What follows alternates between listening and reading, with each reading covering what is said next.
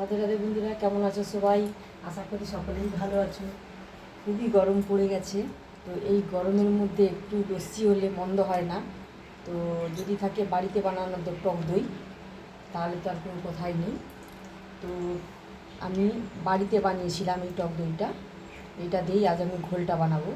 আর এখানে নিয়েছি জিরার গুঁড়া, বিট লবণ, আর এখানে চিনির বদলে আমি বাতাসা নিয়েছি। তো আপনারা চাইলে চিনি দিতে পারেন, তো আমার হাতের কাছে বাতাসাটা ছিল, তাই বাতাসাটা দিলাম।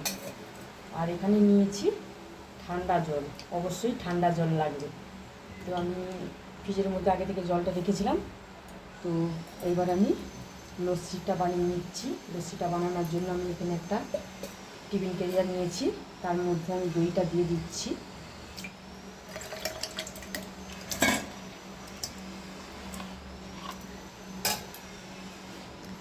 তো আমি দইয়ের মধ্যে বাতাসাটা দিয়ে দিচ্ছি, আর এখানে বিট লবণটা দিয়ে দিচ্ছি, দিয়ে আমি ভালো করে ফেটিয়ে নেব দইটা।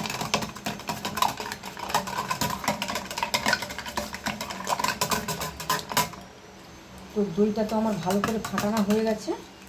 এইবার আমি একটু ঠান্ডা জল দিয়ে দিচ্ছি পরিমাণ মতো। আমি বেশি ঘনও করবো না, আর বেশি পাতলাও করবো না, মিডিয়াম রাখবো। এখানে দিয়ে দিচ্ছি একটু গোলমরিচের গুঁড়া, অল্প করেই দেবো আমি। এবারে দিয়ে দিচ্ছি আমি জিরার গুঁড়াটা।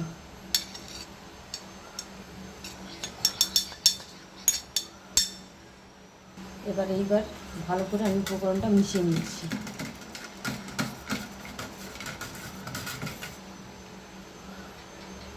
তো ঘোলটা আমার রেডি হয়ে গেছে।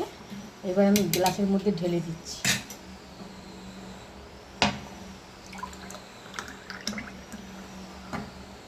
গ্লাসের মধ্যে দিয়ে দিয়েছি, আর উপর দিয়ে একটুখানি আমি জিরার গুঁড়া ছড়িয়ে দিচ্ছি। তো আপনারা চাইলে পুদিনা পাতাও দিতে পারেন। আমার কাছে হাতের কাছে পুদিনা পাতাটা নেই, তাই আমি পুদিনা পাতাটা দিতে পারলাম না। তো আপনাদের হাতের কাছে যদি পুদিনা পাতাটা থাকে, আপনারা অবশ্যই দিয়ে দিবেন, ভালো লাগবে তাতে খেতে। তো আমার রেডি হয়ে গেছে এই ঘোলটা। তো এই গরমের সময় আপনারাও বাড়িতে বানানো টক দই দিয়ে এরকম ঘোল বানিয়ে খেয়ে দেখবেন, কেমন লাগে আমাকে অবশ্যই কমেন্ট করে জানাবেন। আর আমার এই ঘোলের রেসিপিটা যদি ভালো লাগে, আমার চ্যানেলটি সাবস্ক্রাইব করে আমার পাশে থাকবেন।